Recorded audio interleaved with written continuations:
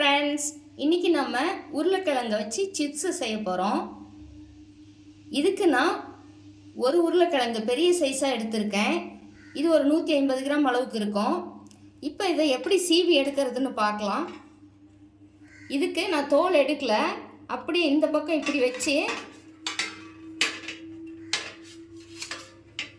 First வருது பாருங்கள், இதை நான் எடுத்துடுறேன். இப்போ இதை அப்படியே ஈவனாக சீவி எடுத்துக்கலாம்.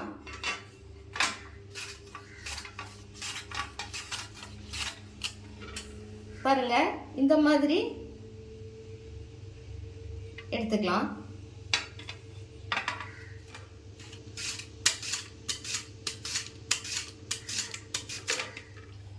இப்போ ஒரு கிழங்கு ஃபுல்லாக சீவி எடுத்தாச்சு. இந்த மாதிரி பாருங்கள், எல்லாம் ஈவனாக இதே மாதிரியே வரணும்.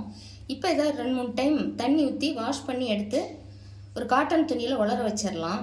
ஏன்னா இந்த ஈரம்லாம் ட்ரை ஆனிச்சுன்னா தான் இது எண்ணெயில் போட்டு பொரிக்கும் போது நமக்கு நல்லா சிப்ஸு சூப்பராக வரும். இப்போ இது 2-3 முறை வாஷ் பண்ணி எடுத்தாச்சு. இதில் ஒரு மாவு தன்மை மாதிரி வரும் நம்ம கழுவும் பொழுது. அதனால் கழுவி எடுத்துட்டு இப்போ பாருங்கள், இதை ஒரு காட்டன் துணியில் இந்த ஈரெல்லாம் போகிற அளவுக்கு ஒரு 10 நிமிஷம் வச்சு ட்ரை ஆனோட்டி எடுத்துக்கலாம்.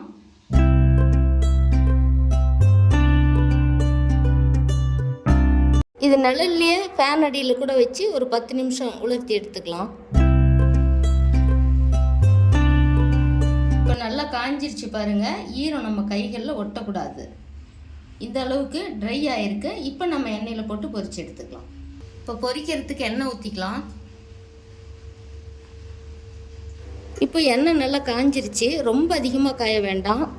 ஸ்டவ்வை மிதமான தீயிலே வச்சுக்கலாம். இப்போ நம்ம போட்டு பொரிச்சு எடுத்துக்கலாம்.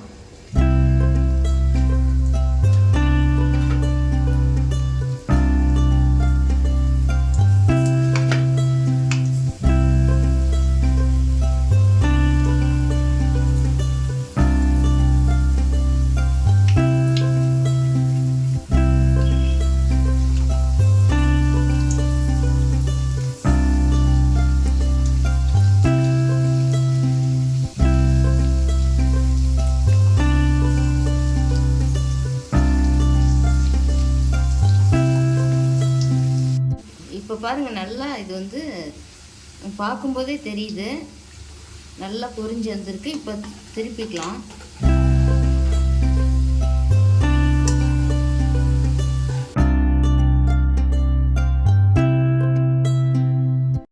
இந்த பபிள்ஸ் எல்லாம் அடங்கினதும் நம்ம இதை எடுத்துக்கலாம்.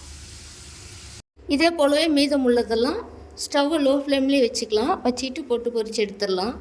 இந்த பபிள்ஸ் எல்லாம் சுத்தமாக அடங்குனுச்சுன்னா அந்த டைமில் நம்ம திருப்பி போட்டு திரும்ப அதே போலவே அந்த சத்தம்லாம் அடங்கணும். அப்படின்னா நமக்கு நல்லா பொரிஞ்சிடுச்சுன்னு அர்த்தம். இந்த டைமில் நம்ம எடுத்துக்கலாம்.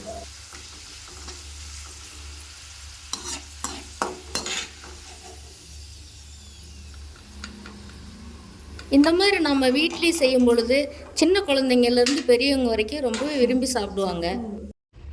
இப்போ எல்லாம் பொரிச்சு எடுத்தாச்சு பாருங்கள். இது நம்ம குழந்தைங்களுக்கு கடையில் லேஸ் சிப்ஸ் வாங்கி தரோம்ல, அதுக்கு பதிலாக நம்ம இந்த மாதிரி கூட உருளைக்கிழங்குல செஞ்சு கொடுக்கலாம். இதுக்கு உப்பு காரம் வேணும்னா போட்டுக்கலாம், வேணும்னா நம்ம அப்படியே சாப்பிட்லாம். இது பாருங்கள், இப்போ எவ்வளோ கிறிஸ்பியாக இருக்குன்னு பாருங்கள். இந்த மாதிரி நீங்களும் வீட்டில் ட்ரை பண்ணி பாருங்கள். ரொம்பவே ஈஸியாக அதை செய்யலாம். செஞ்சு பார்த்துட்டு உங்களுடைய கருத்துக்களை கமெண்ட் பாக்ஸில் சொல்லுங்கள். இந்த வீடியோ பிடிச்சிருந்தால் லைக் பண்ணி ஷேர் பண்ணுங்கள், சப்ஸ்கிரைப் பண்ணுங்கள். தேங்க்யூ.